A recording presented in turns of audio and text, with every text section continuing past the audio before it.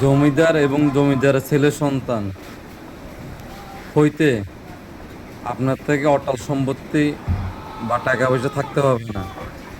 শুধু দিনে 10টা 11টা বাজে ঘুমোতে উঠলে আপনি জমিদার বা জমিদারের ছেলে সন্তান হিসেবে আপনি গণ্য হবেন।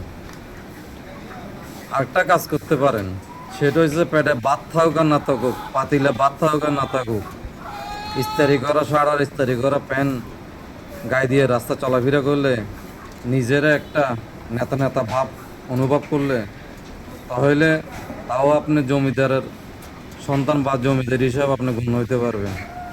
আমরা ভাই হয়েছি দিন মজুরের সন্তান।